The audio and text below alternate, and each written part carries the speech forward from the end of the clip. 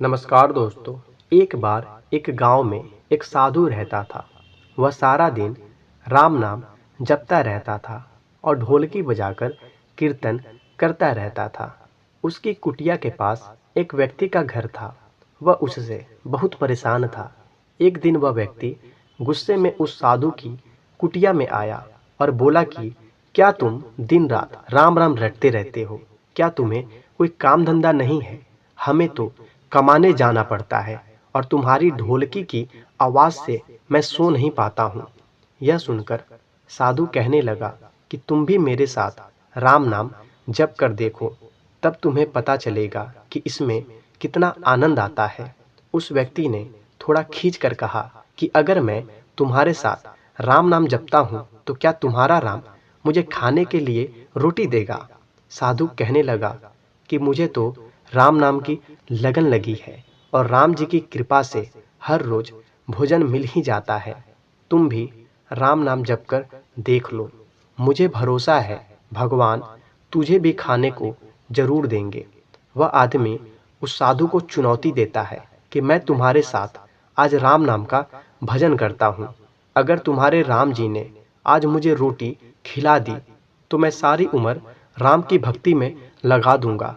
अगर नहीं खिलाई तो तुम ढोलकी बजाना बंद कर दोगे।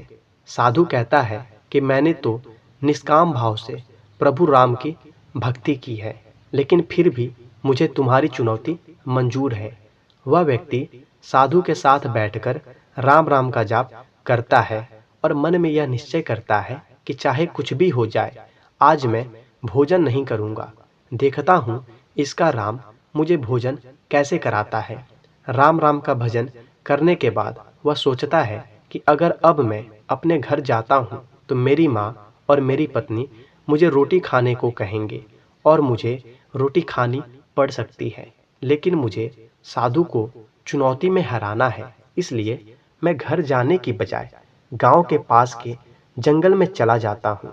वह जंगल में एक पेड़ के ऊपर चढ़कर बैठ जाता है और सोचता है कि मैं सारा दिन इस पेड़ से नीचे नहीं उतरूंगा और अन्न का एक भी दाना नहीं खाऊंगा। इस तरह मैं साधु को हरा दूंगा और उसका ढोलकी बजाना बंद हो जाएगा। कुछ देर बाद उस जंगल से एक बंजारों की टोली गुजरती है। उन्हें बहुत भूख लगी होती है। बंजारों का सरदार कहता है कि आग जलाकर यहीं पर खाना बना लो। अब खाना खाकर ही आगे बढ़ेंगे। खाना बनकर तैयार हो जाता है। बंजारे खाना खाने ही वाले होते हैं कि इतनी देर में बंजारों को सूचना मिलती है कि पीछे से डाकू आ रहे हैं। बंजारों का सरदार कहता है कि हमें यहाँ से चले जाना चाहिए, डाकू हमारा सब कुछ लूट सकते हैं। वे बंजारे खाना वहीं पर छोड़कर चले जाते हैं। वह आदमी पेड़ पर बैठा सब कुछ देख रहा था। कुछ समय बाद डाकू वहां पहुंचते हैं। भोजन को देखकर डाकू कहते हैं कि खुशबू तो बहुत अच्छी आ रही है। यह भोजन किसने बनाया है और बनाने के बाद खाया क्यों नहीं? यह हमें फंसाने के लिए कहीं किसी की चाल तो नहीं हो सकता है इस भोजन में जहर हो? उसी समय डाकुओं के सरदार की नज़र पेड़ पर बैठे उस व्यक्ति पर पड़ती है। वह उसे नीचे आने का आदेश देता है। डाकू उस व्यक्ति से पूछते हैं, हमें मारने के लिए क्या भोजन तुमने बनाया है? वह बेचारा मिन्नतें करता रहता है कि मैंने यह भोजन नहीं बनाया है और इसमें जहर भी नहीं है। यह भोजन बंजारों ने बनाया है। आपके आने की खबर सुनकर वह यहाँ से भाग गए, लेकिन डाकुओं के आगे उसकी एक नहीं चलती। डाकू उसे कहते हैं कि अब तुम्हें यह भोजन खाकर दिखाना पड़ेगा, क्योंकि हमें लगता है कि तुमने ही यह भोजन बनाया है और इसमें जहर मिलाया है। अब सबसे पहले तुम ही यह भोजन खाओगे। वह जिद पर अड़ा रहता है कि मैं भोजन किसी भी कीमत पर नहीं खाऊंगा। डाकुओं का शक और गहरा हो जाता है।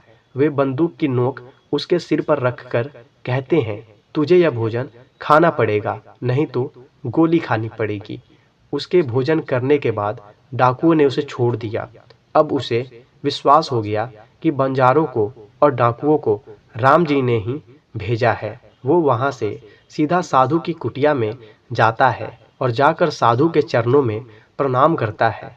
उसने साधु को सारा वृत्तांत सुनाया।